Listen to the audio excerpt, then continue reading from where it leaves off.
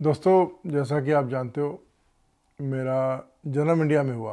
तो आप ये समझो कि पहले 25-26 साल इंडिया में बिताए, वहाँ का कल्चर देखा, वहाँ पे जो सोशल इंटरेक्शन है वो सब सिस्टम में पूरी तरह से बसी हुई है। फिर यहाँ पे आके देखा यहाँ पे चीज़ें थोड़ी अलग हैं। यहाँ पे अगर आपको अपने सगे भाई से भी मिलना है तो आप 3 दिन पहले फ़ोन करके बोलते हो कि यार मैं सोच रहा था सैटरडे को तेरे को मिलने आऊँ, इस टाइम पे आना चाह रहा हूँ, ठीक है, is that okay with you.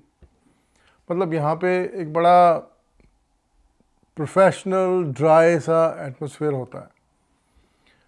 अब मैं बात इसलिए कर रहा हूँ कि I have that unique opportunity कि मैं दोनों कल्चर्स को क्रिटिक कर सकता हूँ। तो मैं आपसे ये पूरे दिल से कहना चाह रहा हूँ कि जो इंडियन कल्चर है, इंडियन ट्रेडिशंस हैं, उनको आप मेंटेन रखो क्योंकि वो बहुत हेल्दी हैं।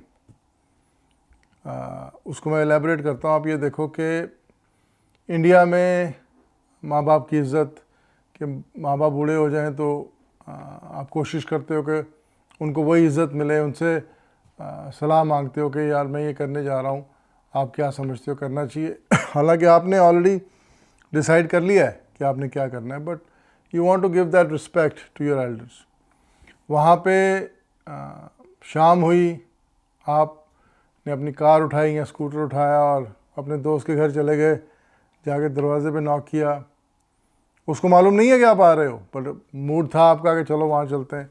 उसने दरवाज़ा खोला, आप अंदर गए, गप्पे शप्पे मारी। दैट इज़ वन एस्पेक्ट कि जो इंडिया में मैंने देखा है, अभी भी शायद यही कुछ होता हो। That is what my assumption is. यहाँ पे माँ बाप बूढ़े हो जाते हैं तो ओल्ड एज होम ढूंढते हैं कि जी कहाँ पर वो कंफर्टेबल रहेंगे, which is I am not criticising that, ये उनका एक सिस्टम है। जैसा मैंने बोला, दोस्त को मिलना हो तो पहले अपॉइंटमेंट लेनी पड़ती है कि भाई मैं इस दिन आना चाह रहा हूँ। सो फ़र्क क्या है, जो इंडियन ट्रेडिशंस हैं उसमें जो एक सोशल इंटरेक्शन का जो एस्पेक्ट है वो आपको मेंटली बहुत हेल्दी रखता है। एक वो जो एक लोनलीनेस का एहसास वहाँ पे होता नहीं है।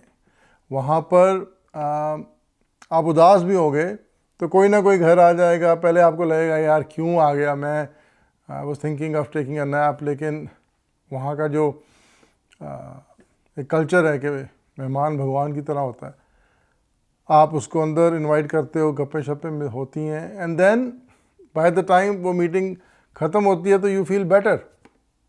यहाँ पे वो चीज़ मिसिंग है। यहाँ पे लोग, बच्चे बड़े, कंप्यूटर के आगे बस वहीं पे ही जो इंटरेक्शन होनी है। कोई सोशली मैन टू मैन वो इंटरेक्शन बहुत कम है। उससे होता क्या है दोस्तों, यहाँ पर अब एक नई चीज़ शुरू हो गई है कि अगर आप अपनी बॉडी से, अपनी सेक्सुअलिटी से सेटिस्फाइड नहीं है तो अगर आप आदमी हो तो औरत बन जाओ, ऑपरेशन करवा लो। मतलब दिमाग इस तरीके से लोगों का डिप्रेस हो चुका है। और उन लोगों की इंटरव्यूज़ मैंने पढ़ी हैं और टीवी पे देखी हैं, and they are very depressed. यहाँ पे नया ट्रेंड क्या है कि हमें बच्चे नहीं करने, और इंडिया में we look forward to having kids.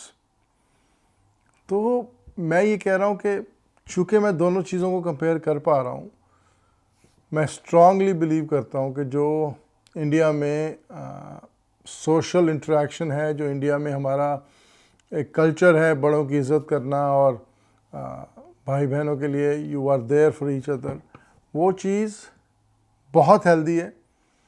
और वो चीज़ एक नेचुरल एंटी डिप्रेसेंट है। यहाँ पर सोसाइटी इतनी आइसोलेटेड है और लोग इतने कामों में बिज़ी। मैं आपको कई एग्जांपल दे सकता हूँ। आप वहाँ पर देखो, लोकल बस में से अगर कोई मज़दूर, गरीब आदमी भी उतर रहा है तो वो एक दूसरे के साथ मजाक करके उतर रहा है, एक दूसरे की टांग खींच रहे हैं, हंस रहे हैं।